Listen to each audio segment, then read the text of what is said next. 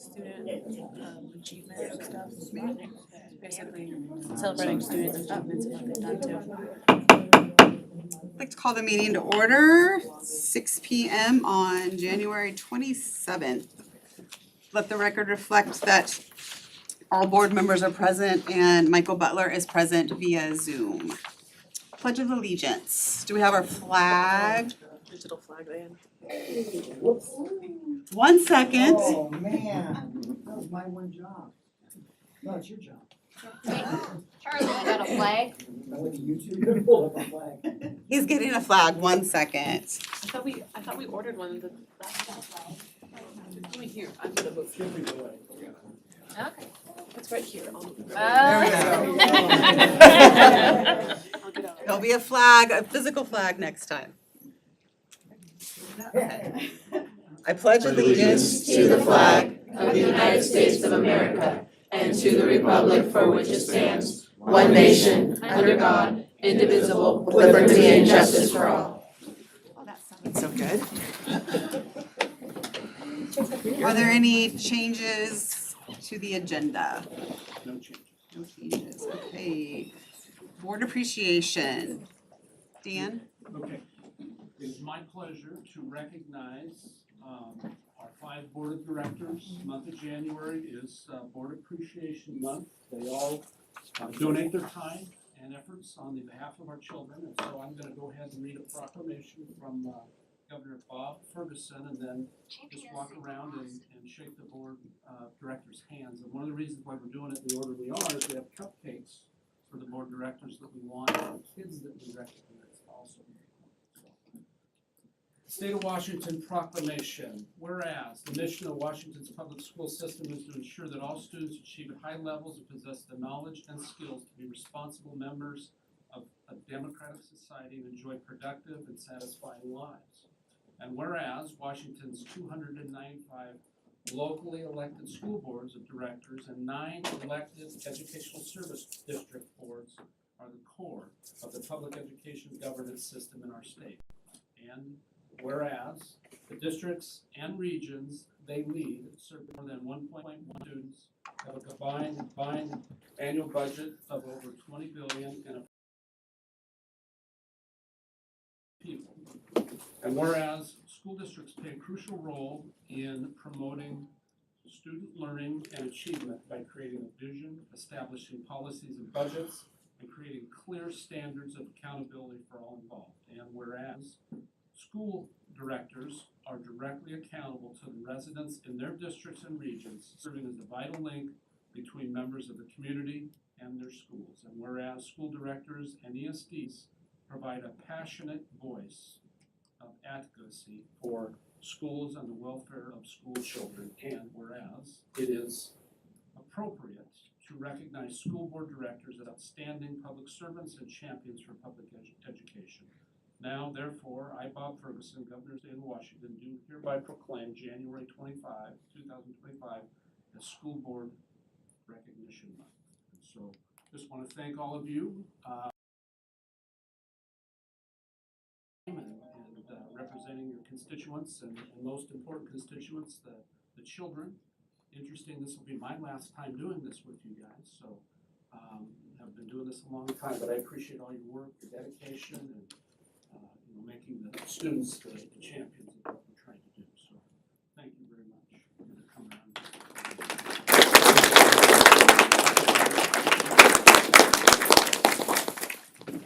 In each of your blue folders, we do have a WASDA certificate with your name, and everybody's allowed to get cupcakes now. And have water if you like. All right, we're gonna move on to student achievements. Okay, so I'm going to start at Gold Bar first. And so let's look at the Gold Bar nominations. Let me get my paperwork in order here. And you're more than welcome to get up and get a cupcake while we're talking.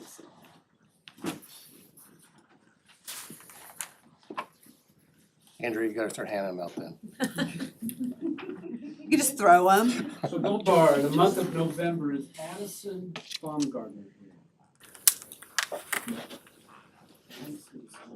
Anyway, for the month of November, Addison Baumgartner was recognized as Student of the Month. So I'm gonna go ahead and read what was said about Addison.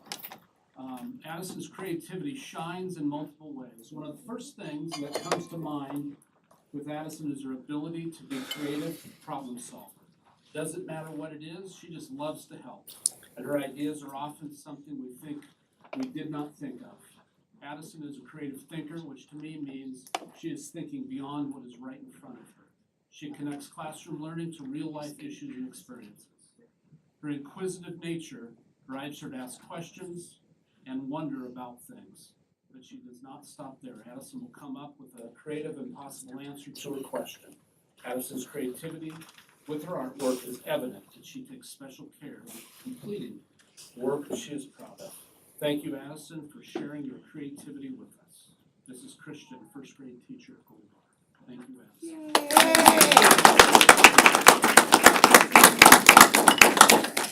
Second student, this is for the month of December, is Salem Brown. Salem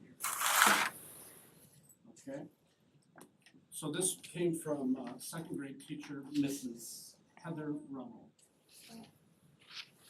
We have many compassionate students at Gold Bar Elementary School. When I heard we were able to recognize a student during school board meetings, I immediately thought of Salem Brown. Salem is one of the second graders, and he is the most compassionate students I have worked with. Salem notices when others are having a hard time. He doesn't hesitate to do what he can to help.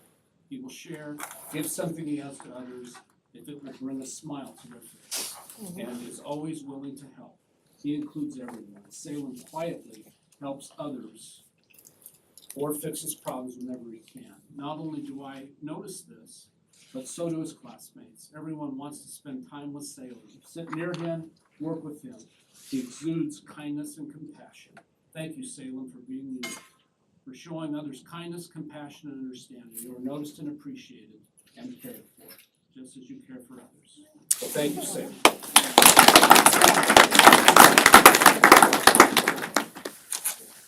Sultan Elementary School is Madison Holly here.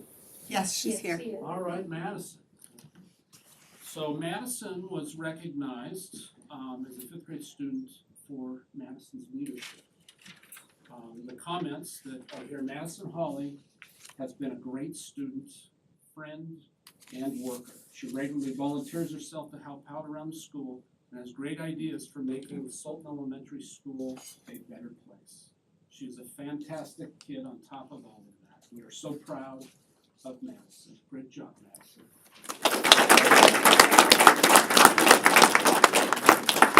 Good job, Madison. Sultan Middle School is Tesla Halderson here. Tesla, all right, welcome. Let me go ahead and get this for you. Tesla exemplifies the true spirit of forgiveness in both her actions and attitude. Always kind and considerate, she approaches every situation with a willingness to understand and work harmoniously towards others.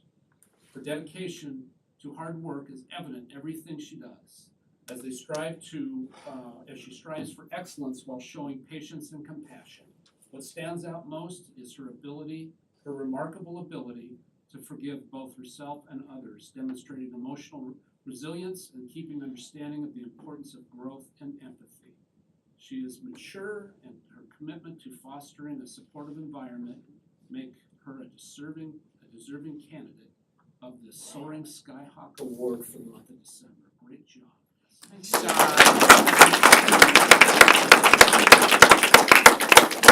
Sultan High School. So Turk of the Month for the month of November, and I think it was Athlete of the Month, if I've got this correct, is Cameron Skeeth, one of our board representatives. And Athlete of the Fall is Mr. Jacob Fennick.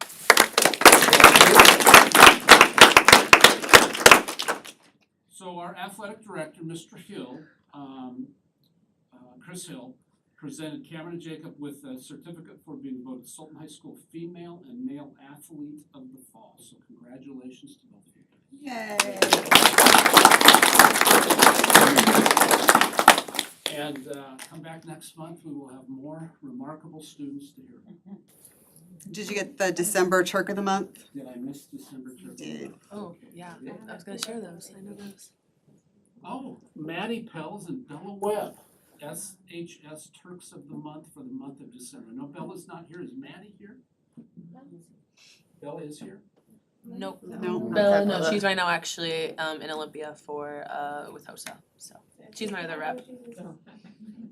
So congratulations to Maddie Pels and Bella Webb for being SHS Turks of the Month for the month of December.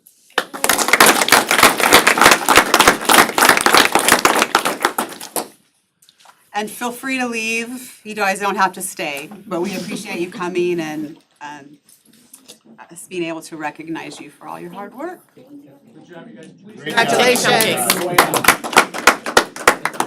Tim, you can have mine.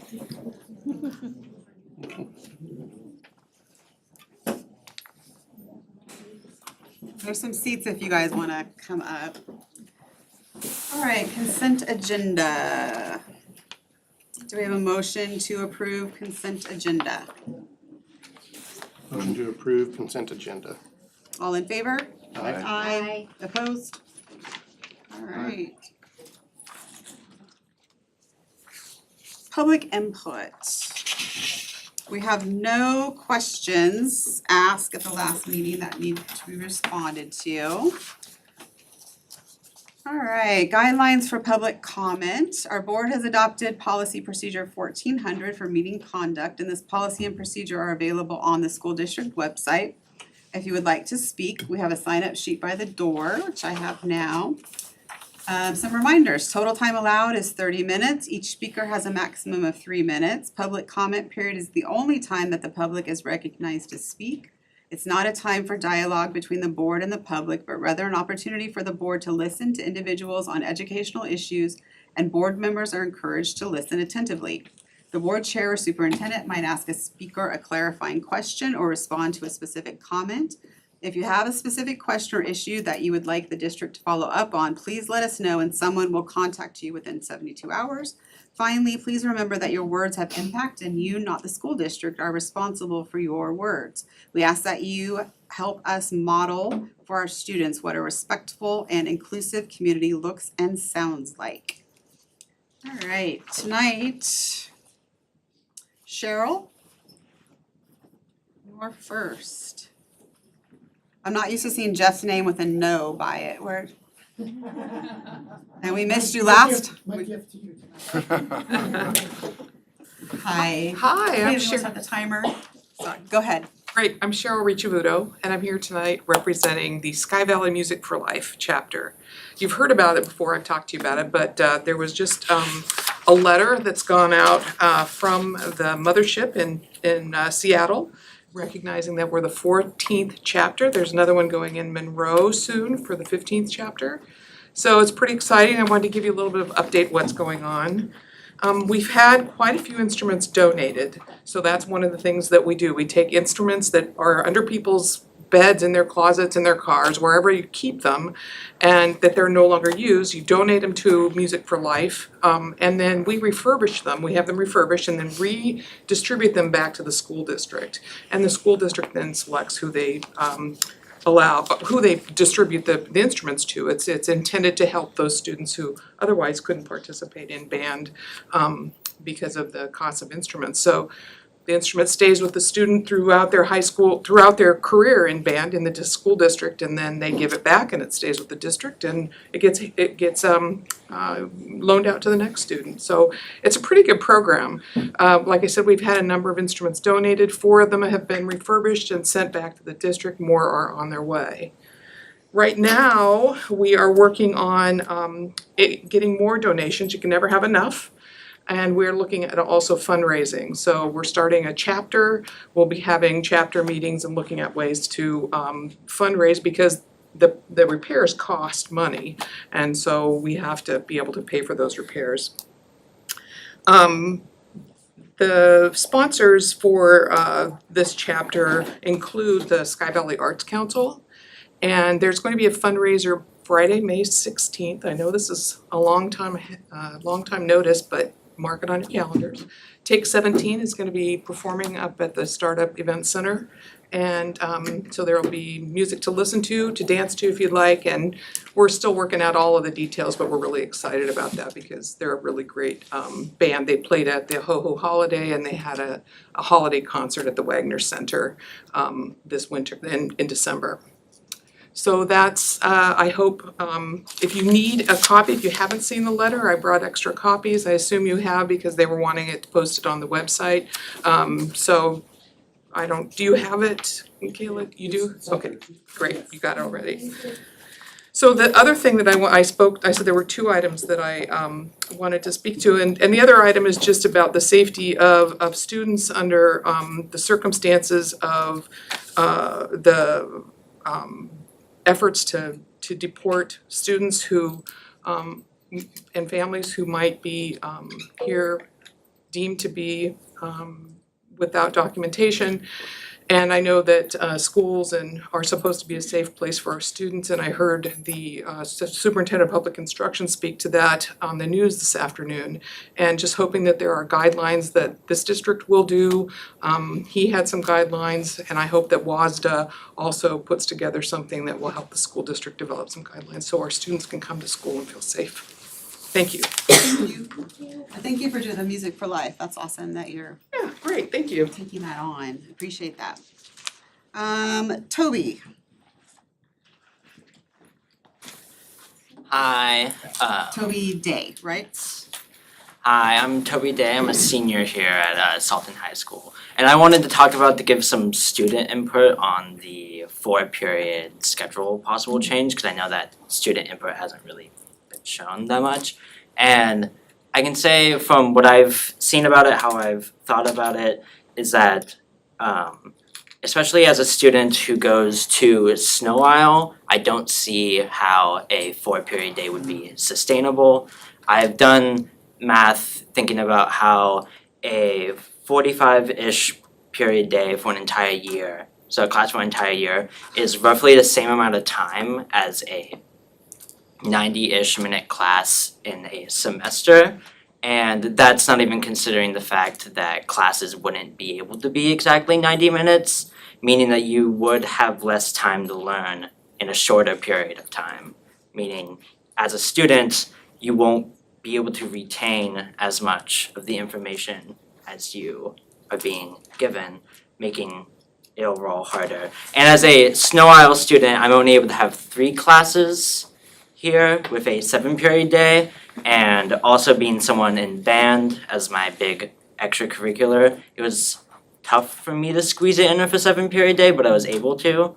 But if we were running off of a 4-period schedule, where with Snow Isle I'd only have 2 class periods here, I would not be able to do band. And considering that that would only be 2 classes per semester for each year, it would be a lot harder for me to both be in Snow Isle and graduate then if with the 7-period day.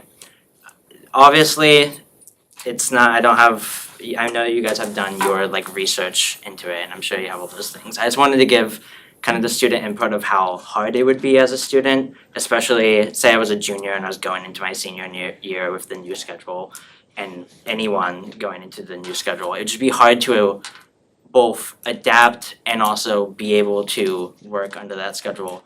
As you can see with my coat, I'm also in drama with the musical, and Sumter has expressed concerns that it would be really, really hard or even impossible for her to continue the drama program under a 4-period schedule, not only with having to rework her entire curriculum, but also with the longer individual classes and how draining that can be for her. So as someone who cares about how the extracurriculars and how the music program and how the drama program goes, I just wanted to voice concern about how I fear that a 4-period day would hurt that program significantly. Thank you for coming in. Thank you. Appreciate it. Sabella? Is it Fetting? Fedek. Fetting. Hey, I'm Sabella Fettig. I'm currently a sophomore at Solon High School. And to go with what Toby said, I'm here about the 4-period switch next year. I know he talked about drama, but our school is so fortunate enough to have Snow Isle and Rap and Running Start and all the programs like that, that I'm more from like a student input. Like I'm a sophomore right now, and I plan on doing Running Start next year for my junior and senior year. And I just didn't know how that would work based on like the class I'd be able to take and not take. I didn't know like how to go about that. And I know that's kind of gone around the school. And like all the different extracurriculars, like we have HOSA, which Barnell's here today, and that's a year-long program. You know, they train in the first semester, they compete second semester, and vice versa. Drama, we have tons of clubs and activities that go through music, like color guard and all that. That definitely need it. Solar ensemble and honors band. I just wasn't sure how has so many extras like Snow Isle and Rap and all of those programs that help benefit the students so much and that they really enjoy. I just wasn't sure like if that would be talked about more at the school district or, you know, how we could represent the school, like the students more in that. Because I think this is a very big student-based decision that we should be able to at least have a little bit of a say in, knowing it's like our education. And I feel like the students haven't been able to like talk about it enough or like had kind of an idea on how to go about that. So I know I'm currently sophomore ASB president and I love ASB and all that. And so I talked to like my fellow people, you know, like I've gone around the school and the students here who weren't able to make it today are also very concerned. And they're worried that staying focused for 40-minute class period is already so hard that they don't want to do that another hour and a half. You know, they don't want to take 45 minutes and miss a day for sports. And now instead of missing one day, you're missing 2.5 or, you know, a beginning of a unit. So they're worried about the educational classes based on like homework and stuff. Like I think if maybe we could rise it to like a 6 period or kind of switch it around a little bit instead of having a 4 every single day, because that just makes it so much harder for the students who like do other activities or do other things like culinary or band or choir or health science or sports med or anything like that, like really gets our students engaged in the school and active and everything. They would have to like either miss that or not be able to do it because we decided to go to a 4 period. And I just feel like the students should be able to get a little bit more of a say in it, knowing that it's our education we're facing. Thank you for your feedback. All right, we have an AVID presentation.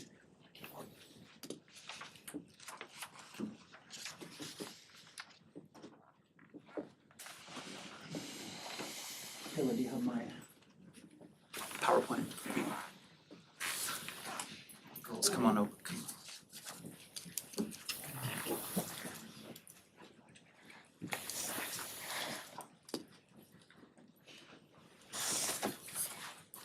While it's pulling up, there we go. I just wanted to introduce myself. My name's Pete Reilly. I've been teaching in Sultan for 24 years. I'm currently the AVID Psych Coordinator, and I now teach 6th grade, 7th grade, and 8th grade AVID. And we recently had a visit from AVID Regional, as well as Mike from the district office. And we just wanted to come to the board and share a little bit about the AVID program. Maybe you don't know what it is, kind of aligns with a lot of the things that Sabella and Toby said about like activities and things that help students on their trajectory towards college and careers. So first off, I wanted to let you know, if you didn't know this, AVID, Sultan Middle School is an AVID certified school. There's a deep process that we have to go through, data analysis, provide a lot of evidence. We've been AVID certified since 2012. So this, most likely, we're gonna be 13 years in a row of being able to do that. There's a lot of things that go into that. And so on the next slide, I'm gonna just tell you just a little bit about what it takes to be AVID certified.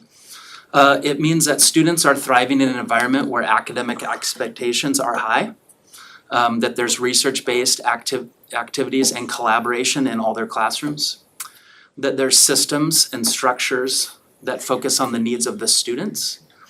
School leadership helps cultivate a culture of college and career readiness and success for all kids. And Sultan Middle School students specifically, we're supported by organizational tools, collaborative and dynamic classroom activities facilitated by AVID trained teachers, and they have open access to rigorous coursework and classes. So I know that's a mouthful and all that stuff, but if a school is AVID certified, then those are the things that AVID attests to with that particular school. And AVID, I don't know if you guys know what AVID means, but it's an acronym and it stands for Advancement via Individual Determination. And it's not about the teachers, it's not about the parents, it's about the students and their determination. Can we go to the next one? So you might wonder, what do we learn in AVID, or what do we work on? And there's kind of three areas. The first one is student agency. And I found this quote and I think it really fits well. It says, our job is to create student agency, which means that students get to design their future. It's not by default, it's by design. So the kids, and with the support of staff, are intentional about what their plan is for high school and beyond. We also focus on WICR. WICR, it refers to writing, inquiry, collaboration, organization, and reading. And these strategies are not just in AVID, they're good teaching strategies. So you're gonna find them in an AVID school in every classroom. And that includes like all of the electives, music, PE, health, plus all their core classes. And it looks different with each teacher and with each class. And then lastly, it's providing opportunity knowledge. And one of the things that AVID focus on is students that may not have opportunity knowledge based on like their family history or their background. So examples of opportunity knowledge is taking them to colleges to see what colleges offer for them. So we went to Lake Washington Tech last year. And there's an example, they provide a culinary program including baking. And then we were also in the auto shop.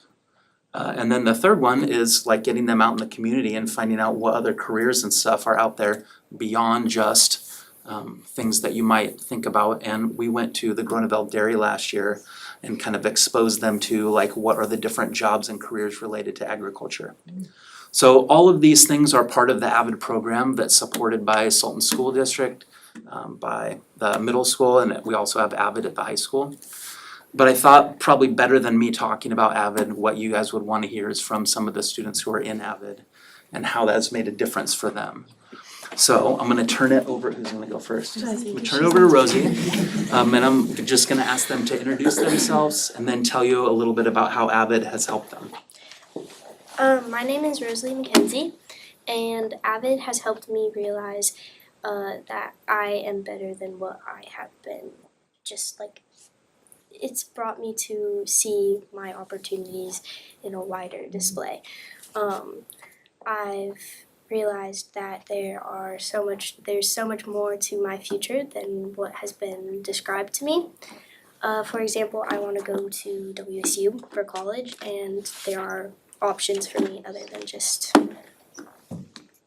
things. One thing that both Mr. Reilly and Mr. Jeff has taught me is that standing in front of you all tonight doesn't mean that I'm put under pressure. It's something that I have volunteered to do. And that I wouldn't have done without AVID. AVID has helped me have that, confidence in front of a group of people. And I've been an AVID for just a year, and I've seen so much change in my confidence, in my attitude towards school in general. My organization has become more important to me, and my determination to improve myself.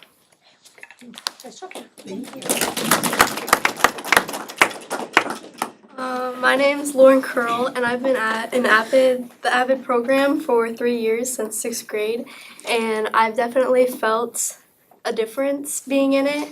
Like, even there's times that it gets stressful and you want to leave, I would encourage others to not leave, because you'll definitely regret it. And AVID's helped me learn how to be more organized and how to be able to get up and present with feeling more confident about it. And it's also helped me create more friends and feel more confident in myself to be able to do that. How I look at it is our whole AVID class, most of us have been together for 3 years, and we've all just grown together, and we all talk about everything, and it kind of just feels like we're one big family, and we do everything together. And going to that class, It's definitely feels like a relief to be able to have the opportunity to be more organized and to like help others and help yourself. Thank you. I'm Elsie Porter and I've been an AVID all 3 years, and AVID has really helped me with being able to grow my abilities that I already had. I've always been like a person who's like outgoing and will do things that that a lot of people don't want to do.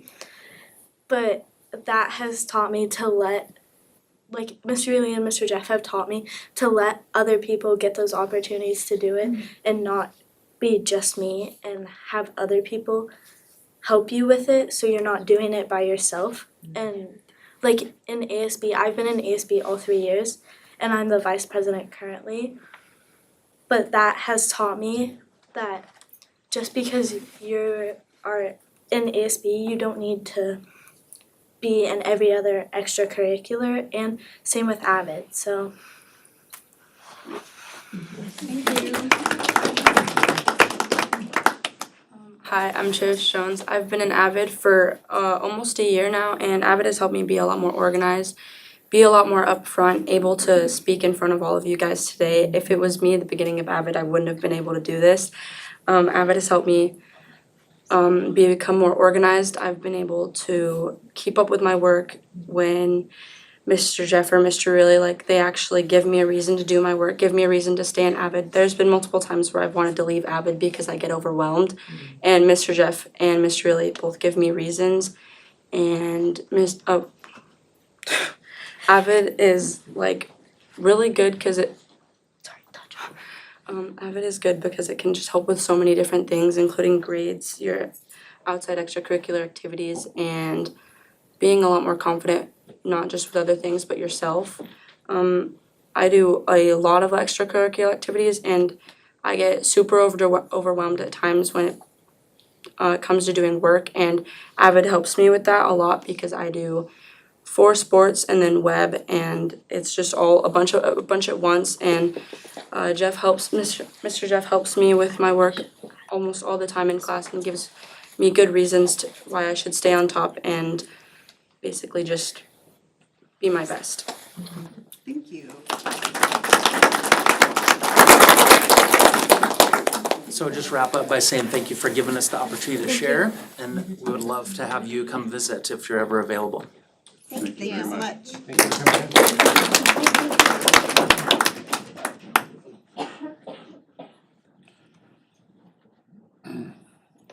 And you guys feel free to leave if you don't want to stay for the rest of the meeting. No one will say anything. Community and association reports. All right, looks like, legislative update. So Isaac, myself, Bella, and Dan recently went to the legislative conference where instead of in years past where there's a bunch of different priorities, there's 3 priorities this year, and it's special ed, transportation, and then MSOC, trying to get as much money, obviously, as we can for those. There's a list of all of the, if anyone's interested, I can send you guys the list of when all of the bills are up and being heard in different committees. Isaac, do you have anything you want to share from the experience? I thought it was wonderful. Not being part of anything like this in my daytime, it was eye-opening about what the school district needs and how we can get money. It was amazing. It was shocking how it really showed me how this state is really putting a lot of strain on the community. They should be forking over more for us to run these schools and have more for our kids. I've already sent 2 emails to our state,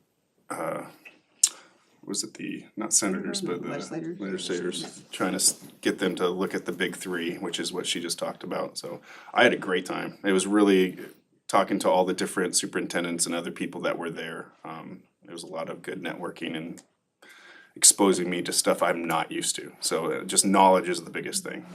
I had a great time. And it was different this year than in past years because we didn't go to Olympia. It was a full 8-hour conference over 2 days. And then so Kayla's working on scheduling visits with our legislators. So whoever is able to go, we can go down and visit with them. But it was more learning for us. Dan, do you want to add anything? Yeah, it was the first time doing with the current format, and I actually liked it, you know. I did too. I liked it better. Is, you know, the boards are all in regions, and so to the extent that you can, you try to get everybody on the same page, because the more your message that gets watered down, the less it resonates, and getting everybody to, you know, all districts to look at everything the same way is challenging, and so what you see up there are the big three. If you look at this year alone, you know, with enrollment growing and trying to meet student needs, just in special education alone, we will be almost $1 million over budget, what we're budgeted to do. So we have to take that money from somewhere to do that. Transportation's a little closer, but, and then you have MSOCs that, you know, just the insurance costs and all of the various things. It's just not funded where it needs to be.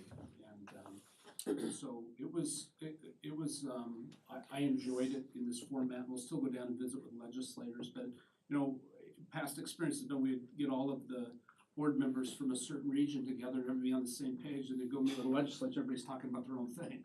So it just doesn't work very well. But I enjoyed it. I think it's a great learning experience for folks that have not been exposed to how this all works. What you hear and what you experience are often two different things. And so getting that experience is important, I think. And when I get the updates weekly, and I don't know if you're getting them too, Marianne, I'll send them out to you guys, and it will give you links to sign in if you want to. Basically, signing in is just putting your name on there for whatever position that WASDA has for us. Equity and Inclusion Committee Subcommittee update. Kayla, are you going to talk about that one, or?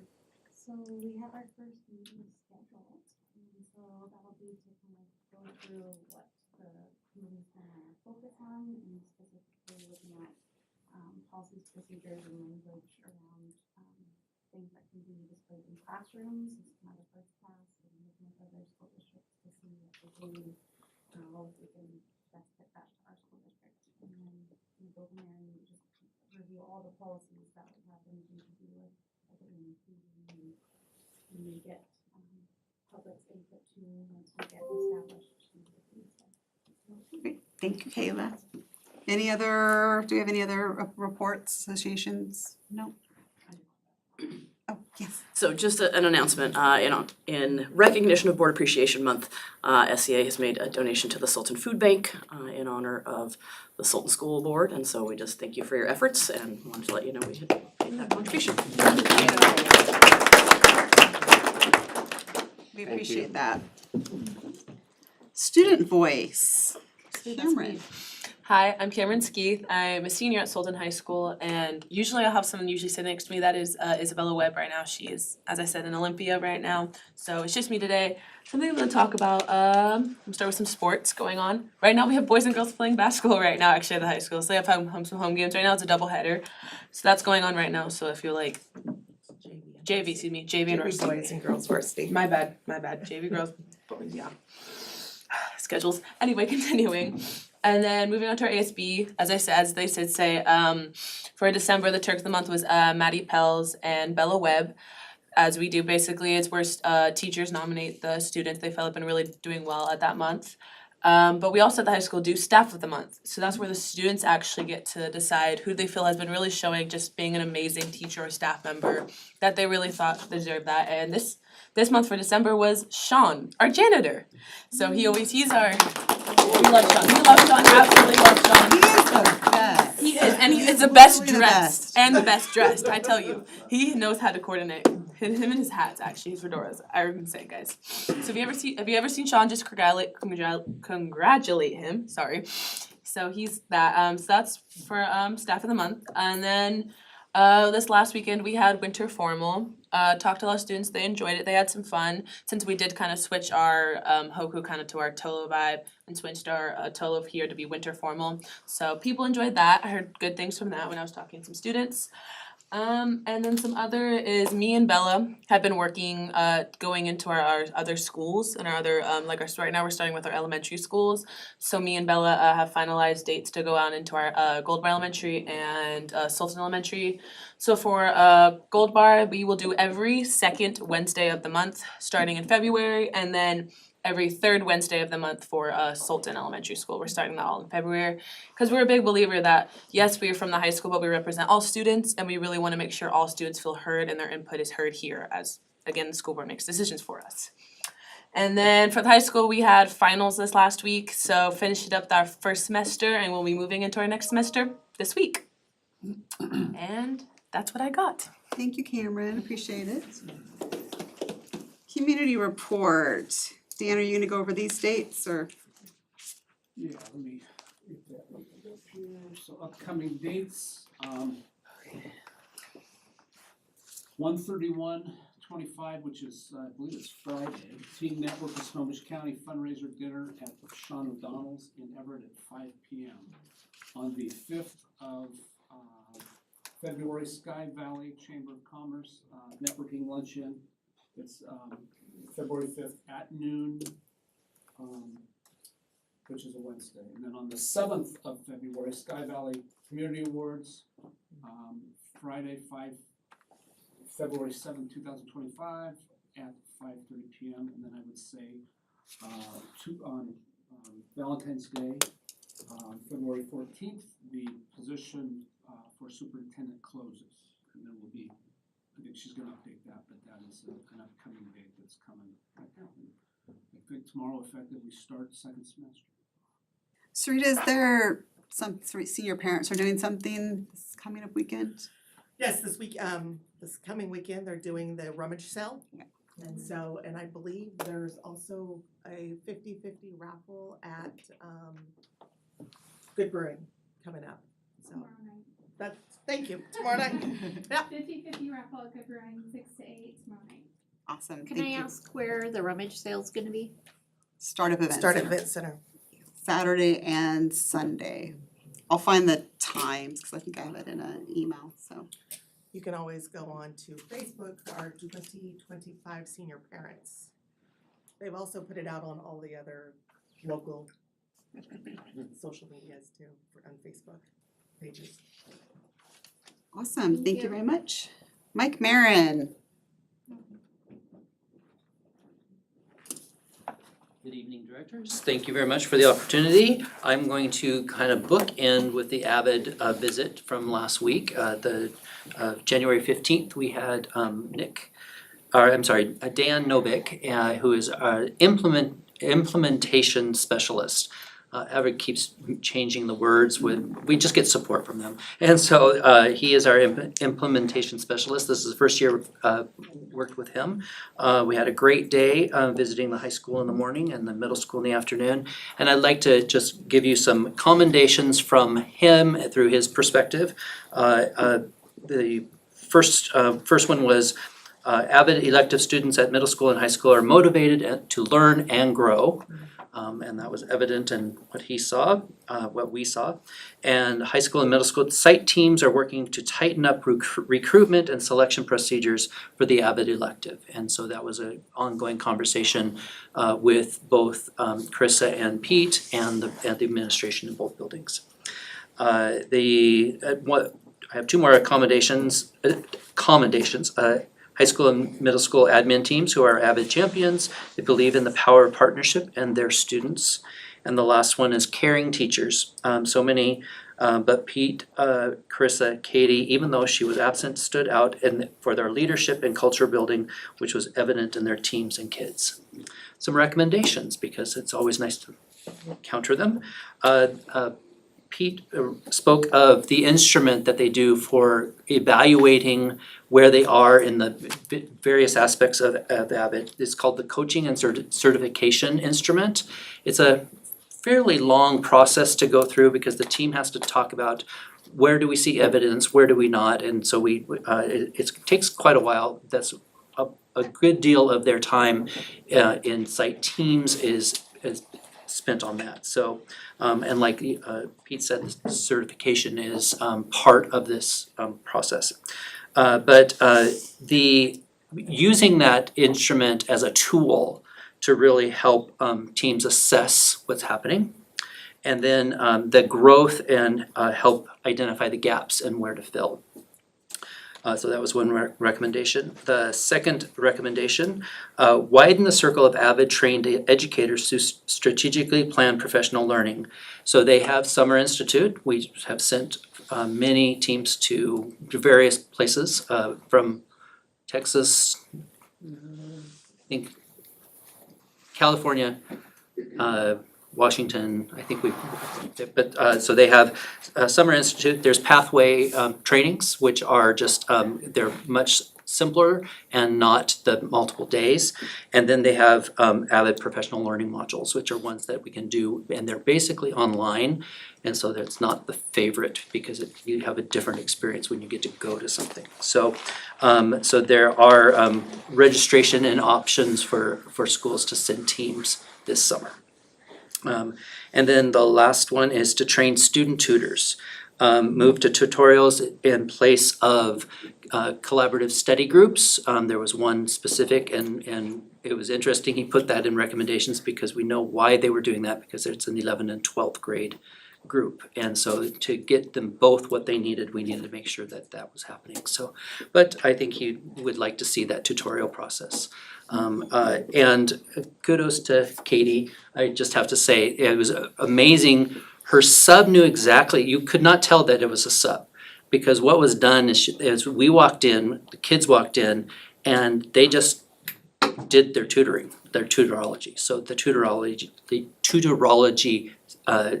group and the modules would be very helpful for students because that's what we have, except for one tutor still with us. So thank you very much, appreciate your support. Thank you. The rummage sale is Saturday 9 to 4 and Sunday 9 to 2. Charlie Weaver, you're up. Good evening, directors. I come with updates on a few things. Portables, looking around through the district, we are still growing, especially at the elementary level. Sultan Elementary needs a double portable and a second double portable to replace a overaged one. And then Gold Bar potentially could use another double portable as well, as they're using all of their nooks and crannies for pullouts and whatnot, so they're out of space as well. We recently had a safety meeting at the high school, and we were talking about adding some steps to the back of the school at the end of the 300 hall. If the board wishes us to look into that, it would require a lot more than just adding steps because you'd have to permit it and have to bring up to code. We'd have to do some ADA additions as well back there. But that school needs some ADA stuff anyway. So for those that don't know, where exactly would those steps be? At the very end of the 300 hall, as you're walking towards the VOAG building, there's a slope that is the shortcut down to the gravel road that everybody uses to evacuate to the field. It would be a lot safer to have the steps. People are gonna, unless we wall it off so you can't go down it, it's the way everybody goes. And who made the recommendation? The safety committee, we meet monthly. And the Department of Commerce grant that operations put in for in accordance with PUD as well, that is in full swing. Parts have landed. They're gonna start doing the stadium lighting this week. And then the bulk of the interior lighting showed up today. It's being stored at the middle school in room 304. And that work will start next week. And that'll all be done after hours, so it won't affect any student time. The goal is to have everything done by April 1st. And then Sky Valley Co-op building, that's this building. There's a couple things that needed to be tightened up and added to, I guess. The electrical bus charging station, we have electric bus coming that we were awarded mostly through a grant as well. And that's supposed to land next month, and we are working with Dixon Electric and PUD to run power to the south end of our parking lot, and for growth, we're gonna have option for 5 charging stations. And we're still working with the fire marshal on edits to the building for pallet racking. And that's all I have. We're still within budget. Still within budget. So you asked if the board wanted you to look into the stairs? Yeah, I think that we're all in agreement that we do. so maybe we, the scope, we'd have to decide how big of a scope we want. Because if we add steps, we have to make an ADA ramp for that as well. I think that the slope is greater than what an ADA ramp would be, so it'd be a switchback look, but I'll have to have somebody help design that to make sure that it's legal. Let us know how much it would cost to do it the right way. Okay. I'll look into it. Thank you. Anybody have questions for Charlie? Thanks, Julie. Thank you. Dr. Douglas. Good evening, directors. I want to acknowledge you and celebrate you as a board. So congratulations. We appreciate all the work that you do as a school board. So I wanted to say that. Also want to acknowledge our students today. It's always nice to see our students come and the work that they're able to present. Basically, it's the evidence that's occurred through our schools and the work they've done with teachers. So thank you guys for coming. Thank you, Avid. Fantastic work there. So this, over the last month or so, a few changes. I promised it during board appreciation that I'd only talk about positive things. So I'm only on positive things because sometimes I give you bad news, so stay away from that. So really good thing is we partnered with Cuts for Kids. It's a program that it's in a couple different areas, but Monroe is our closest area, where students of color can go and get their hair cut by people that are qualified and are able to cut their hair.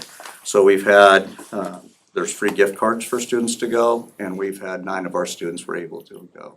So that was great news. Our developmental preschool program I've talked to you about, we look like it's gonna open in February, that next session, an AM session. So Heather and I have been working on that. We have a place, we have a teacher. Now we just need to have the right equipment in that room. So we're on track for probably the middle of February. The other thing that our special needs staff are addressing right now is the criteria from preschool through grade 2 on what does a student need to know, understand, and do to move into the different programs. So they're aligning that's some of the work they're doing in their PLCs. With that, we have our first steering committee meeting of our special ed advisory team, and they were meeting on Wednesday at the SES library, and we'll look at some of the recommendations that the larger group gave us and try and figure out what our priorities are. And it was my hope that we'll be able to bring the steering committee's recommendations to the board so you can see what are some of the areas that parents have brought forward. And lastly, Child Find. So Child Find is one of the big areas in qualifying students for special ed, and that has to do with if a student is eligible or not. So parents can bring their students in when they're 2 years old, but prior to 3, where we can assess them, not we, but it's teachers, psychologists, OTs, PTs, SLPs, they can screen them and then determine whether we should evaluate them for special education. What we've been doing is as students come along, we do the child find, and that's not always the most efficient way to do it. So we're setting up once a month where there'll be a day for families to bring in their students. We can screen them then and move the process faster. So we're looking at implementing that in February. So, and we'll be getting that out on the website and things like that. And that is it. Thank you so much.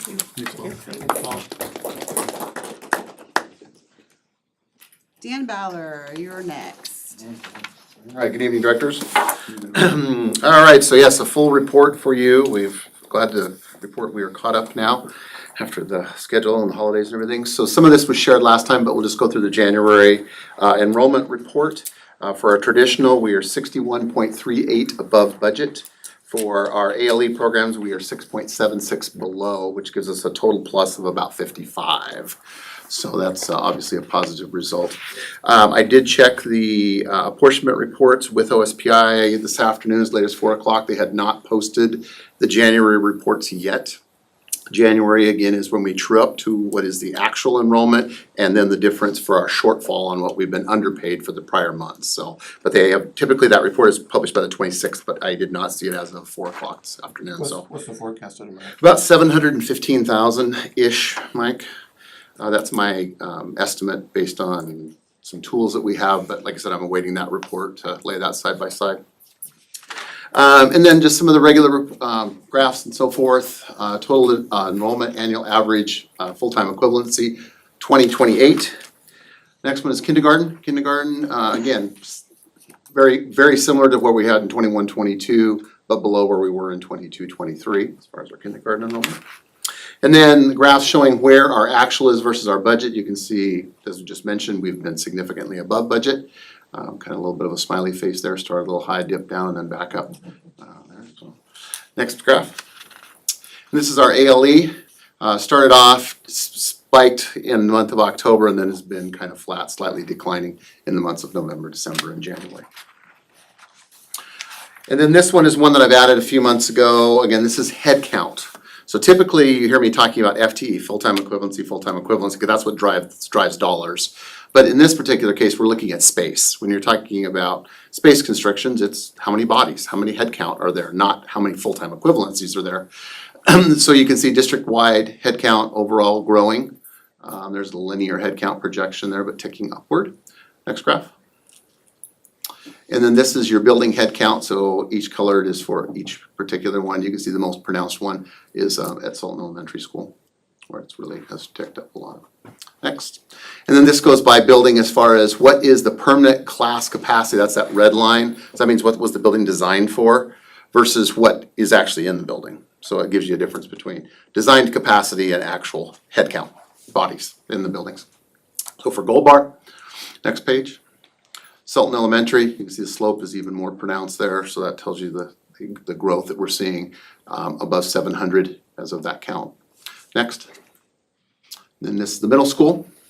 A little bit closer to permanent capacity line, but again, still above. And then finally the high school.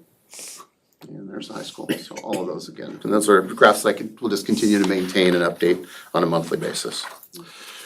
We go into taxes. This is tax assessments. This is for December, so we'll have our new assessments coming out in January, so I won't spend too much time talking about that. And then the budget status reports, which I'm required to present to you by statute each month. So for general fund, ending as of December 2024, $1,235,916 in general fund. Fund 20 capital projects fund, $2,843,406. Fund 30, which is our debt service fund, $126,866. Fund 40, ASB, and again, ASB is all forms, both elementaries and high combined, $211,553. And then Fund 90, which is our transportation vehicle fund, $261,106.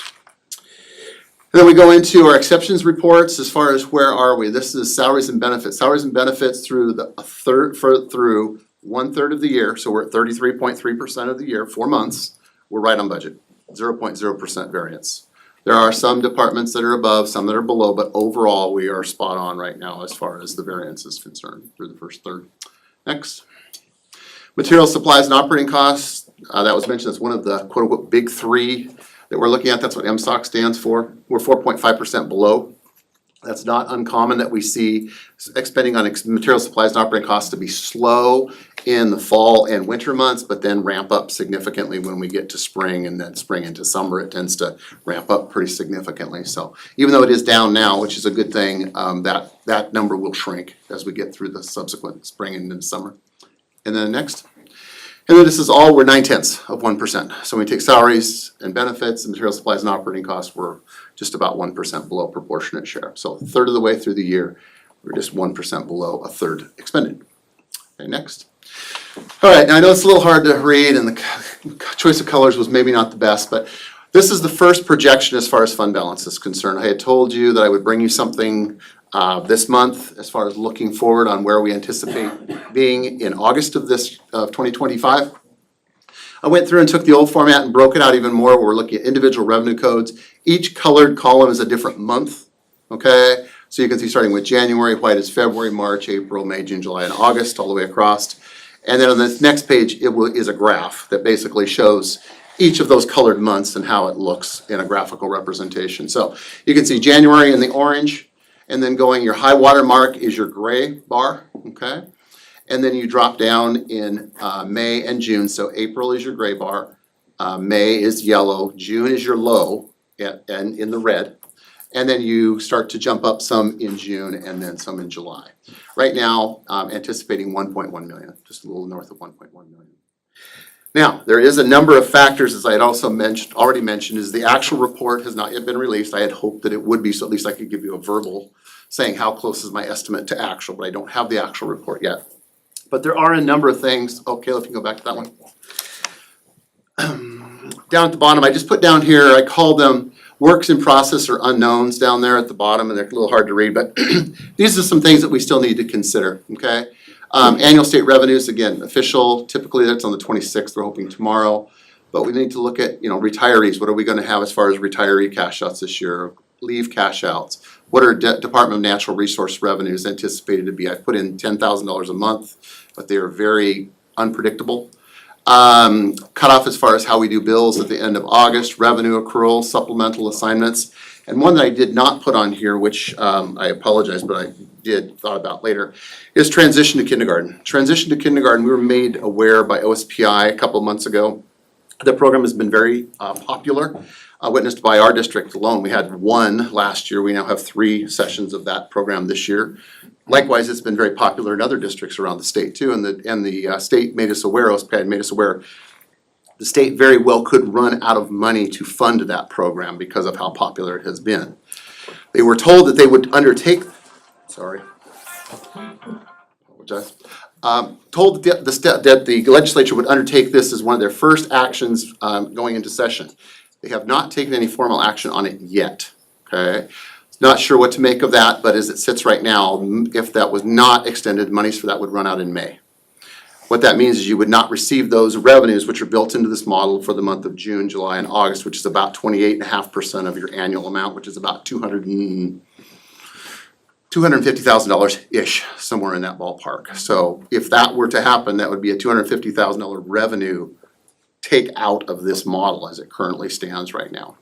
Also to not only for the remainder of this year, but for next year as we look at budgeting, hopefully we'll get more clarity on if that will be a program that it will be continued to be funded next year. So we'll continue to refine these things, we'll continue to work on these things, and next month I will bring you a more refined report. Just a couple of comments. One is safety net. Didn't mention that. I did not, no. That That's could be significant. potentially, yes. Second one is, we only have a net increase of 1 transition kindergarten class because we had one transition kindergarten and a tuition base. Correct. So the tuition base just turned into no more tuition. Correct. You only increased by 1, not 2. Correct. We changed the tuition-based kindergarten to a transition to kindergarten and then added one. So we had one such program, transition to kindergarten, last year. We have 3 this year, but we have one less tuition-based program, so. We have some questions. Mike, did you? questions? Yeah, couple questions. So, I know we haven't recognized the monies that are coming from the state in surplus. But we started at 1.896 for our fund balance. Mm-hmm. And you're projecting that we're gonna be at 1.1. That's a $700,000 difference. Mhm. And you're reporting that your budget, we're at 0.9 below what our budget is. So I would need to really understand where that $700,000 went. Mm-hmm. So what we're Because right now, looking. you're not forecasting where that money's going. Mm-hmm. And then if we add the other 700,000 on top of that, that's $1.4 million that is not accounted for. So special education is gonna be the big one as far as payments for outside services, and Dan kind of touched on that earlier in the big three that you were talking about. So, and also too, we need to keep in mind, we're starting to see the costs of our salaries and benefits, which were below proportionate share, have now hit proportionate share, and I anticipate those continuing to rise as we get into other months for additional staff that we've had to bring on that we're not budgeted for, and so forth. Predominantly, again, special education, our spending levels will need to rise significantly this year because of special education. So yes, at this point, 1.1 is what I have on the books as of right now. Okay, I'd like to see a breakdown, because last year, again, we had a shortfall, and we ended up gaining money at the end of the year. Mm-hmm. So for me, this doesn't make any sense whatsoever budget-wise. If we came in underneath how many kids we have in the classrooms now. Mm-hmm. We're gonna be getting money from the state rather than giving it back. So I would like to have a better understanding. Okay. Detail it out, where those funds are going, because as of right now, it makes 0 sense. Okay, so for last year, I'll just speak to last year. For last year, our total expenditures on special education was only $15,000 more than we spent the prior year. So our fund balance was buoyed up somewhat in receipts for special education that did not translate into corresponding expenditures. This year, it's a much different situation, is that we are spending at a much more robust clip for those types of things than we had before. We had a series of our last 3 weeks of AP. Special education outside services alone was $254,000 in a 3-week AP run for servicing outside special education. Some of those will continue. Those are things that are starting to ramp up now and will continue to go through the remainder of the year. So I understand what you're saying. This year, we do have, yes, we have additional resources that we're receiving because of our budget, but we also did have, in this particular year, you had a revenue recovery in January of $95,000. We had that last year too. Yeah, typically, yes, but in January you That one has been you get those building. offsets. The plus is about $122,000 for this month for the catch-up for September So through where December. where would the special education then, because you're reporting to us in the budget, we're negative 0.9, or not even 1% of our overall budget. Mhm. But you're telling me that we're gonna fall off a cliff here in the next 6 months. Well, I don't know about it. I mean, this is a very typical, this graph is a very typical flow. But for us to lose $700,000, Dan, in a year, that is significant. You mean from the ending fund balance Fund from balance, August of yes. last year to this upcoming year? That's significant. Mm-hmm. So that's something that we need to understand why. Okay, I'll dig a little deeper for you. Anyone else have any questions or comments? All right, thank you.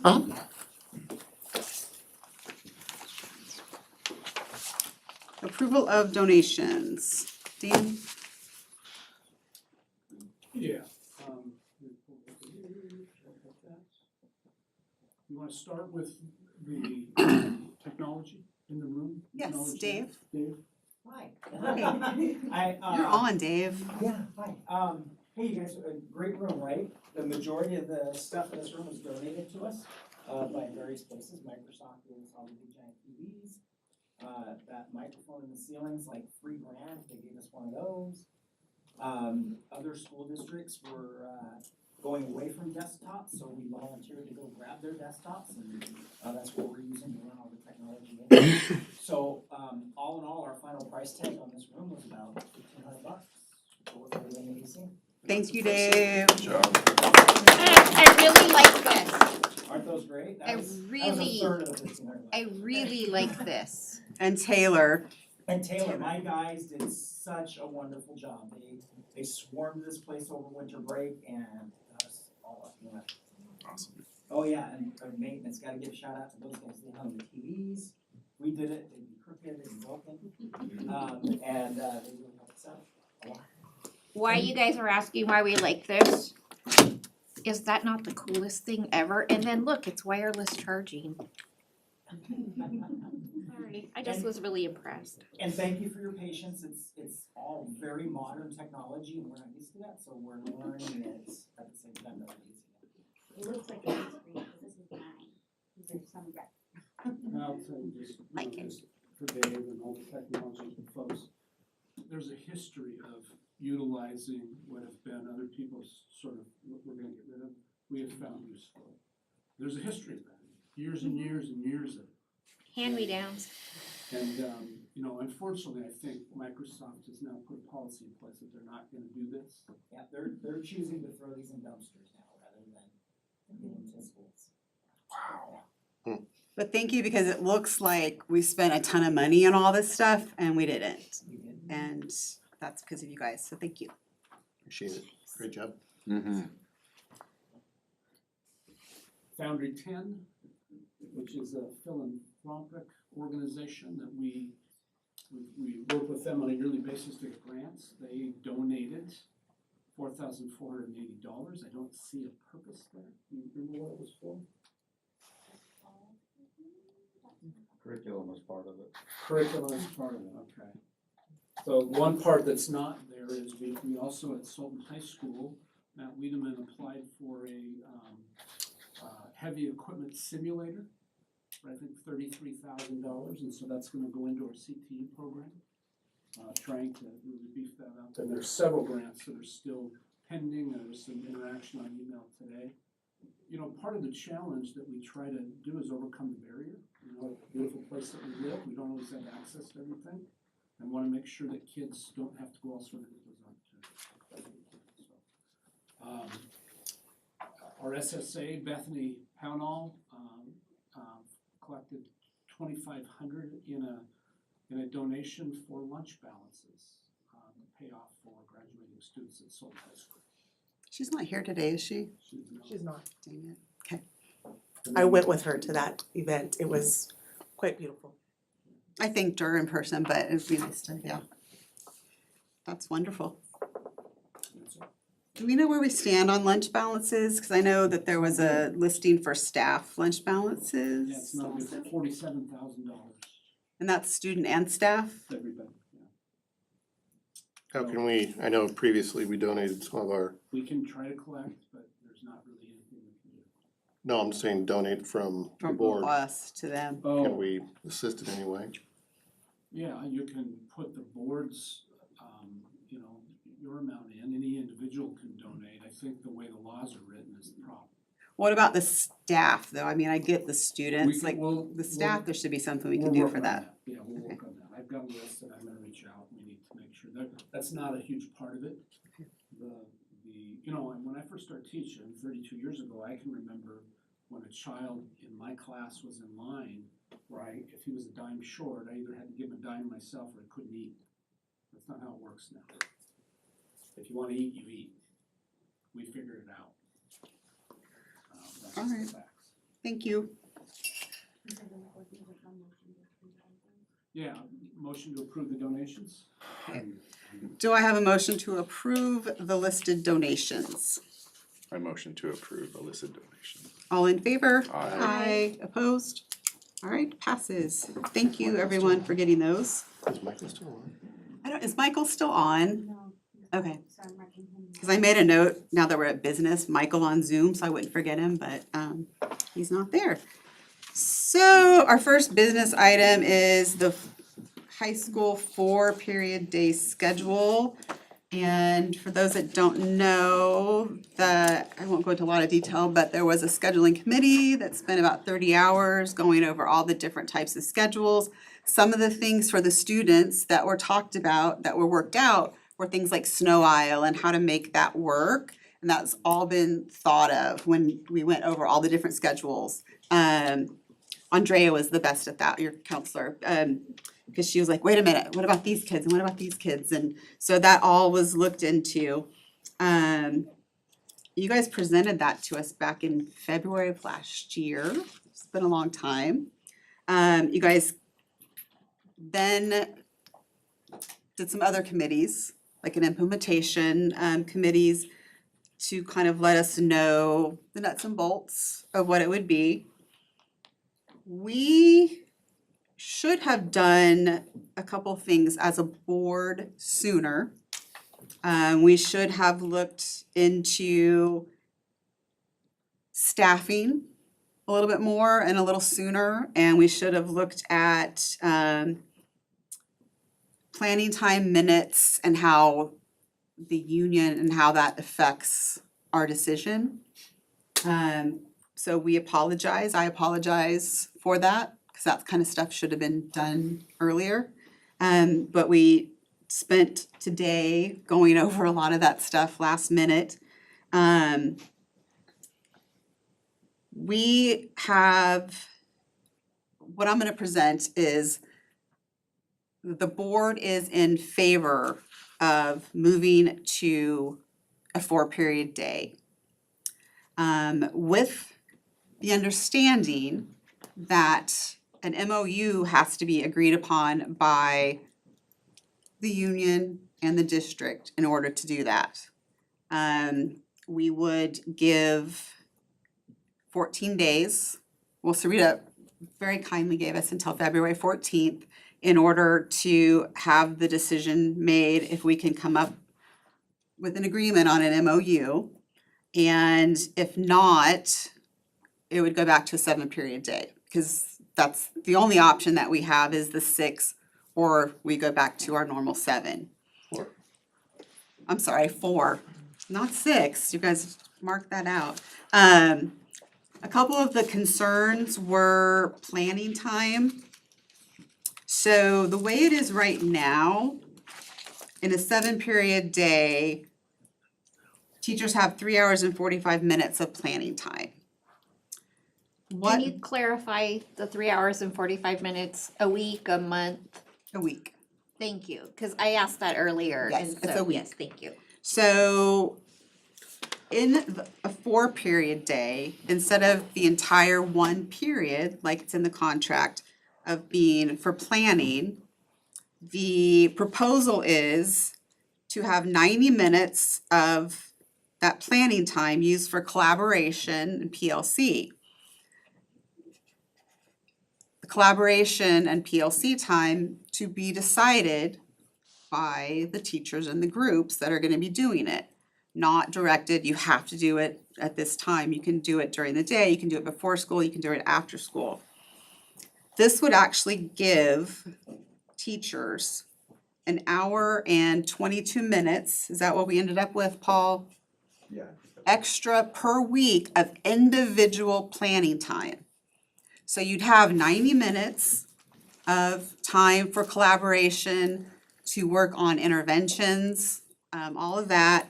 And you would still have an extra hour and 22 minutes of individual planning time with this 4-period day schedule. So that's what has to be worked out in an MOU. Board members, do you guys have comments? That was per week again. Per week, yes, it's all per week. First, I Comments? just wanna thank everybody for all the hard work you've all done. So, and one, I apologize that we're unable to come to a decision today and actually say yes or no. So, you know, it has that caveat that we need some more work.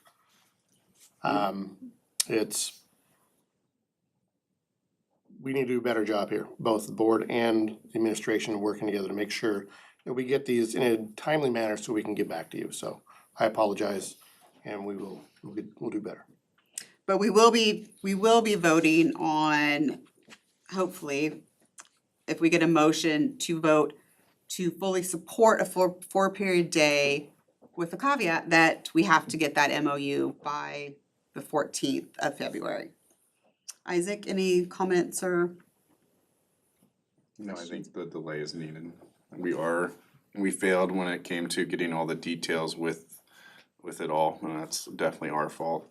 But we're also admitting it because we don't wanna say yes to something that we're not 100% on. So we're trying to figure that out.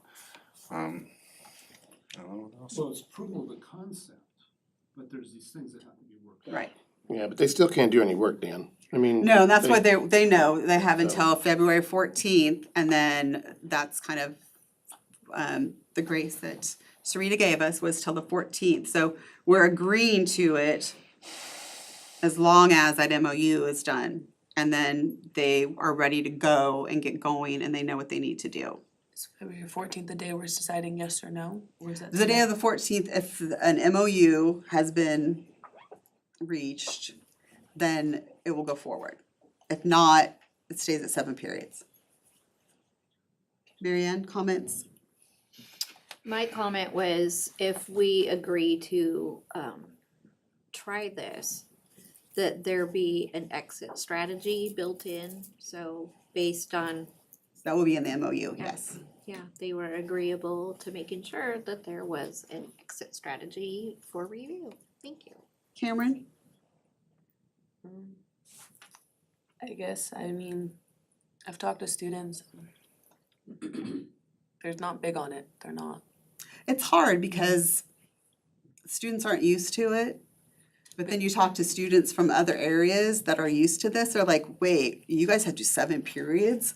You know, so it's hard to switch from something that you're used to. And I have talked to students who actually have something similar and they're not, they don't really like it themselves, so. It's tough to make a decision that everybody's happy with. Anybody else? It's kind of like sushi. You don't know until you try it, and then you may like it or you may not. My fear with the exit strategy, will it still help the students that still have to get a certain amount of credits? Cause I don't want them to go into this and then not be able to graduate because they won't get enough credits. We'll never let that happen. Okay. Never let that happen. So can I get a motion to approve I'm trying to talk slowly so you can get it, Kayla.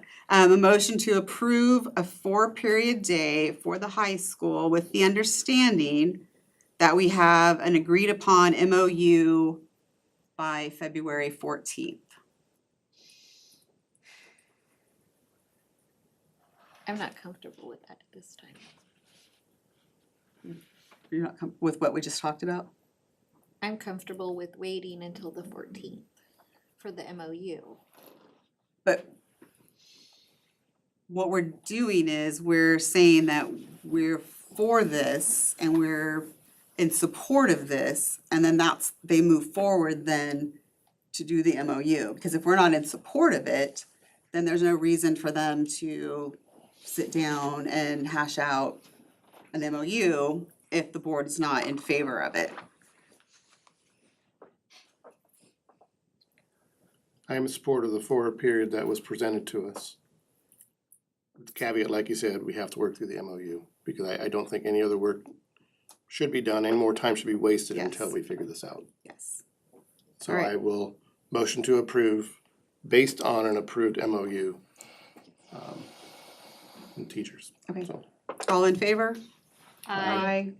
Opposed? All right, thanks. Well, Dan's gonna be on the phone with Lance tomorrow and I'll get in touch and we'll go from there. All right. Everyone's so happy now. Approval of Boys and Girls Club MOU. So this is really is a community growth situation where the Boys and Girls Club in Sultan serves as a place where kids get dropped off after school to assist with parents. We are a daycare desert, in essence, is the way they look at it. And so we've been talking about this for a few years, and it's scheduled to start on Monday, February the 3rd. Kids that live in Gold Bar that attend the Sultan Club will just shift over. The MOU on this situation will just go through the end of the school year, and then we'll have to renew it so that there's a day, to be a true daycare, you have to go through certain training, you have to have certain things happen. And so that would be some of the training that their folks will have to go through. Because there's different designations that kids have. conserve a minimum of 15 kids, and so I think 15 would shift over there and up to 30 to 35. And so this would hopefully help parents, hopefully help kids be able to stay there in their home school, either get there early before school or stay after school until their parents are able to pick them up. So, Heather, do you have anything you wanted to add on it? You worked with them a little bit? I'll be meeting with them this week just to kind of go over the schedule, because some of our spaces are currently being used for after-school programming and whatnot, and so to make sure that we're not competing with any of our existing programs, but it looks like we should be fine to have them before school and after school, and hopefully that opens up maybe some opportunities for some of our kids that couldn't otherwise participate in some of our after-school programming, because now they won't have to worry about the transportation. Did anyone have any questions on this? Comments or questions, Marianne? Cameron? Isaac? Mike? No. We'll report out next business board meeting after we have a couple of weeks under our belt. How it went and any hiccups that happened. Can I get a motion to approve the Boys and Girls Club MOU? I make a motion to approve the Boys and Girls Club MOU. All in favor? Aye. Opposed? All right, passes. Superintendent search update. Oh, this is me. Let's see, we sent out let's see.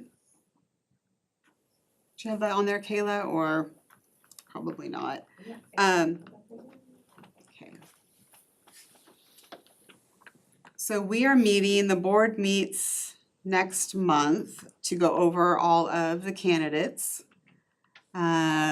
We will come up with semifinalists.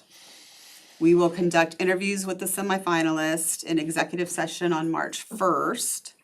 And then we'll have our 3 finalists. And then those 3 finalists will come and they each spend a full day in the district. And Kayla and I will work with the search company on how that day is those days are gonna be scheduled.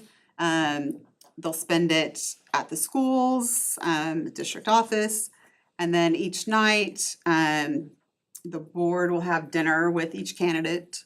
So that's a Tuesday, Wednesday, Thursday. And then after that, we'll hold a public session at SMS. So people can, I think they're gonna do it where it's send in questions ahead of time. And then so each candidate will get asked the same questions. After that, then the board will have interview each candidate. And then after the interview that night, we'll have executive session to discuss.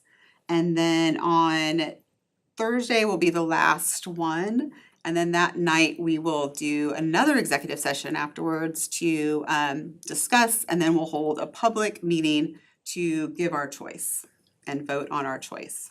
It's a lot, but I typed it all up and we sent it out, so hopefully staff has that.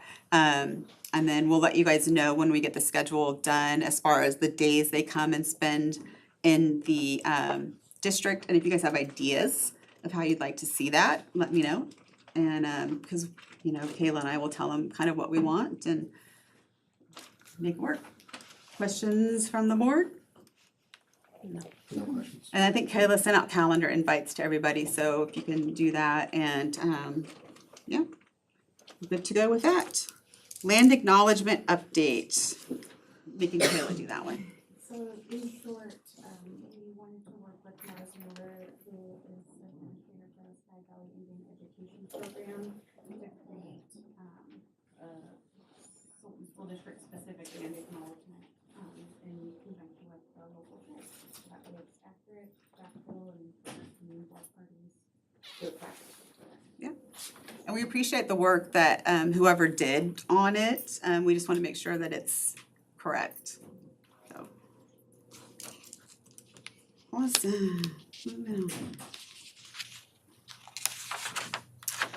All right, we have a second read of policy 6702 wellness. Did anyone have questions or comments on that? No? Cameron? No. Marianne, Isaac, Mike? No. Can I get a motion to approve policy 6702, second read? Can I make a motion to approve the second read of policy and procedure 6702 regarding wellness? All in favor? Aye. Aye. Opposed? All right, passes.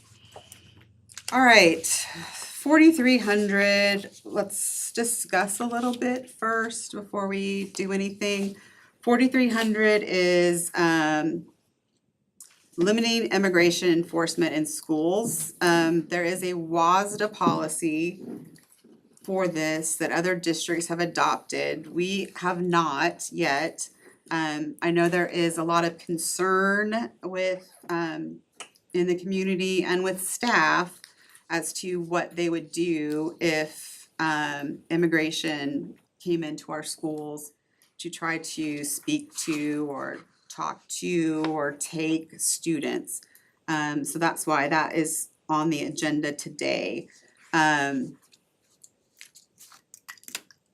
We have options. I mean, most importantly, our staff needs to know what they would need to do if something happened. So we have the option of looking at our current policies and see if anything kind of works with that for the time being. Or we have the policy or the option of setting aside first read of policy 4,300 and moving straight to a second read of it, which would then make the policy adopted. I know there's some concern with that as well. Dan, do you have anything you wanna add to that? It's a question that comes up. I think, as a public school system, we don't, as kids come and enroll, we don't determine, who's immigrant status or not. A few years ago, there was a lot of speculation about should that be something that's on a registration packet, and it's typically not the business we get into. Public schools in our community and all others should be a safe place for kids to attend. And if, it's just my opinion, and my recommendation would be to approve this, but if there is an immigration issue, I'm not sure what the public school system has to do with it, to be honest with you, other than kids that are, innocent bystanders in the family, attend. And it can be figured out in a different way. That's my opinion. And just for reference, the WASDA model policy 4,300 came out in August of 2020, and its classification is encouraged. We just have not adopted it yet because our policy committee has been very busy. But so let's just comments before we do anything. Mike? So, living through the COVID disaster, there's a lot of reasons not to sprint. Just like the time when Reichdell said that, unless you put masks on all your kids, we're not going to fund your schools. So I would rather walk than run, make sure that legally that we are covered as a district. Question would be, don't we already have a safety protocol in place where people just can't come barging into our schools? And there's pieces of policies spread in different places. This just centralizes it. You talked to Lance today about this, correct? Yeah, there's been occasion over the years where, and I think we might even have done it when you were a board member, Mike, where, there was a call to bypass the first reading, just do a second reading. The board sets how many readings you're gonna have. Correct, I understand that, but be honest, I haven't read through it 100%. We just got it on the agenda. Yeah. So, the other part about it is, again, going back to the safety part of it, as far as I know, every school, you have to push a little button to get into the school, correct? Yeah. So nobody can come barging in, going into classrooms and taking students out, to my knowledge, correct? So if there's a warrant that's issued by anybody, what is the current policy? Do they just barge in and do it, or do they have to go in and buzz the button or do they call ahead, or what happens now? The closest thing to anything like that would be a CPS worker showing up. So how do we deal with that currently? There's policy that's specific to that. Sometimes there will be a meeting that's held on campus. It just depends on the scenario. But there's advanced warning. They don't just show up and Can I ask Kayla, you have some input? they just show up, they bypass the front door and everything, or? No, they buzz into the front door They come into the office, they say they wanna meet with a student, but we don't have a heads up, but we have a policy, so what our procedure as the high school is that if we've never met with them before, admin meets with them and talks to them. Then we will go and get get the student that they're asking. I will ask the student if they're comfortable meeting with them alone or would they like a representative to sit with them. Okay. And then the student gets to choose. Is that specific to CPS? That's for CPS at the high school, that's what we do. Kayla, what were you gonna say? So I was gonna add, one of our current policies is 3226, interviews and interrogations of students on school premises. And this was updated at the beginning of the school year with the students or parents' bill of rights changes. And so this last paragraph here, I was trying to blow it up a little bit, but and I'll share this with you guys, but it talks about the district being supportive of the federal immigration enforcement policy that directs immigration agents to avoid questioning and arrest at sensitive locations, including schools. Therefore, staff shall not grant information or access to immigration agents unless the district superintendent and or general counsel determines request complies with Tyler v. Doe and other applicable laws according to the criteria and associated procedure. So can we use this in the? I think you can, this is what I meant by pieces of Right. stuff that are around there. I think that the issue really is, you know, I don't personally, I don't know. I want to provide people with some sense of, here's the way this works, if it happens. Cause a lot of what gets built up is concern and fear, and I understand that. At the same time, you know, there's that piece that you could certainly employ, and I think if it happened, then we would want to, you know, meet with whoever was there. You know, I presume administration would, if somebody just showed up, you know, that's just how we would respond, rather than we're not sure who this is or what they're doing. Procedure looks like, just to share, we do have a procedure that specifically talks about interview students sought by immigration agents. So we do have something in place currently. Yeah, there's the pieces of this. So we don't have to sprint for this, that's what I'm asking, we don't have to necessarily approve tonight without I think truly reviewing it. I'm fine personally waiting on the actual policy, but we have to send guidance to all of our staff tomorrow on what exactly you do, and not just sending them this piece of a policy, but actual instruction. This is exactly what you need to do if Isn't this that the- happens. I can't read it from I here, know, it's but too far. I think that says it, but just sending that out isn't Yeah, we enough. can- I think it needs to be a we can do that. discussion. I think that's the, you know, these things happen and people get concerned, they're not sure what to do, looking for some guidance from a lawyer, the district office, somebody, and so I will make sure that gets sent out. And, you know, I think the practice of what Sarita said with, you know, we never know who's gonna come to the door.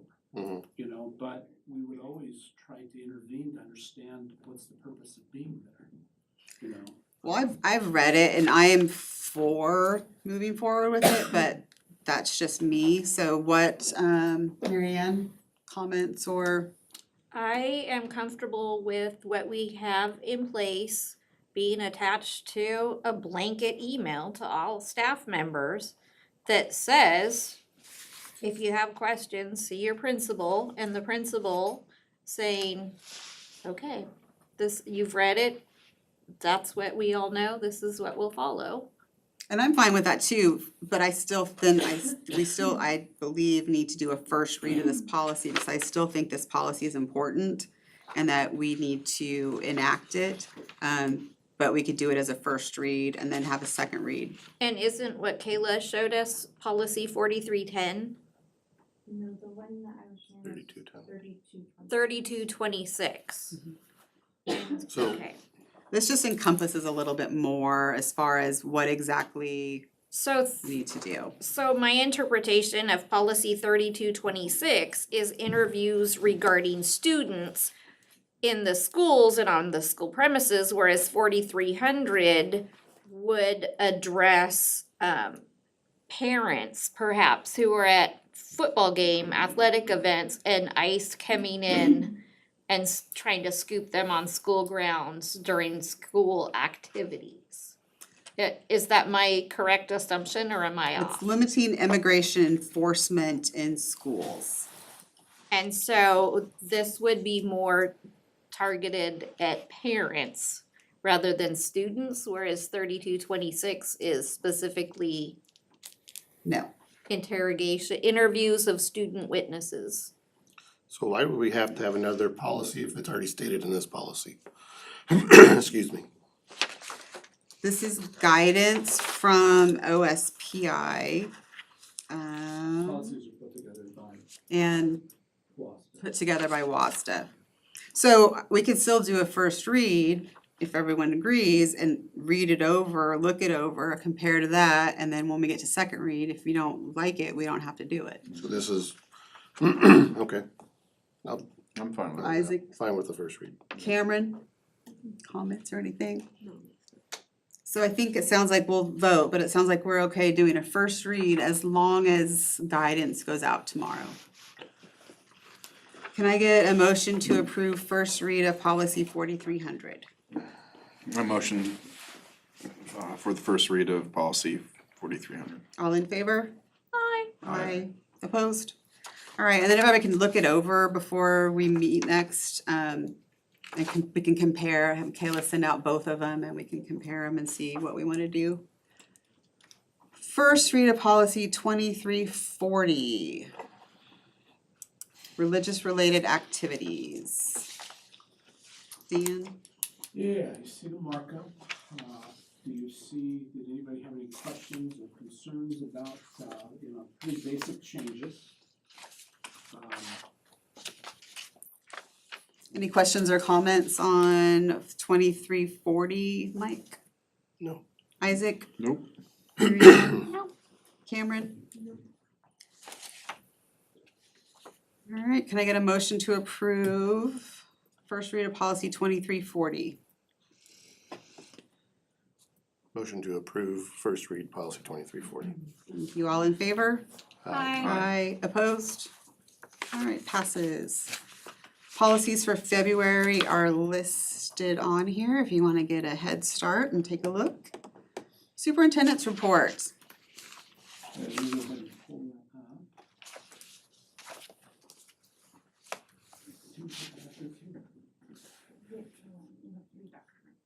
I'll start with the report and then we can, and then when I get to the easement, we can show that.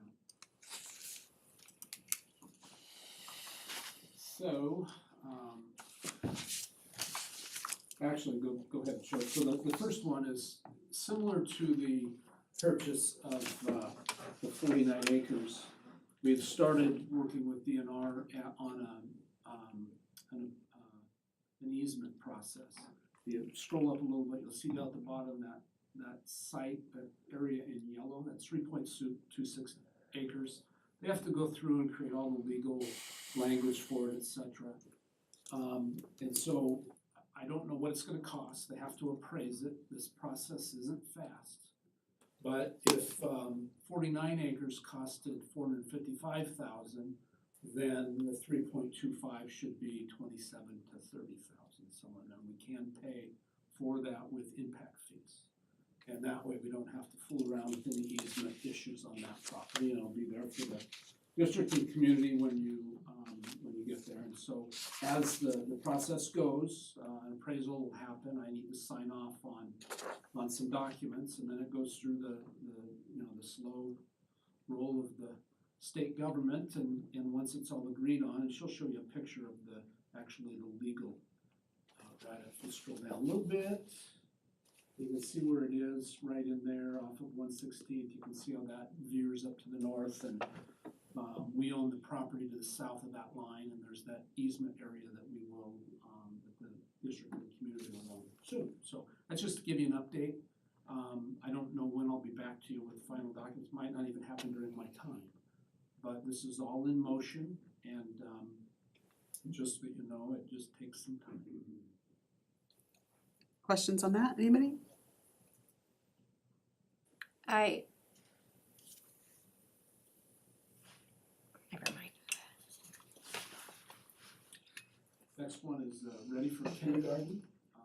It closed on the 15th of January. There are applicants, and so because they're going to work on a professional professional services, personal services contract, I would think about hiring a facilitator both for the Gold Bar region and for the Salt region. You know, it's not terribly expensive to do this, and the benefit for families can be really outstanding in the access that they get. Facilitator training is February 19th, and so we would, you know, tentatively said March for the first workshop, and that would still be on track, but April, put that there too, just to make sure. And so for those that don't recall, this is a program for essentially children birth to 5 years old. It's free for all families. These workshops are put on by facilitators, and materials are given to families, parents, to work with their own kids or own babies to learn up. You know, when I had my first son when I was 38, and I didn't know what to do all the time. You know, it was just I could have used some help and not help necessarily, but there was things I needed to learn. It's better than learning by trial and error. You know, when to read to kids, how to speak to them, and all those things. And so this is a benefit, I think, to the community, and whatever we can do to assist with preparation for school readiness, because you'll see on February 10th and the 24th, when we have schools come in, the elementary schools, they will show you some of the, if you go to the next slide, please. They will show you some of the data that, you know, we're literally from the first day of kindergarten, there's just a huge span of school readiness that is challenging, and we want every child to have the best opportunity possible. And trying to intervene, you know, the dailiness of this happens at the rate that it does. You know, tonight will be over, and then the teachers and everybody are right back at it tomorrow. And there's not time always to do what we need to do. And so we have to work together with families to make sure that we're addressing these issues, and we have built into the system a way to intervene and extend learning opportunities.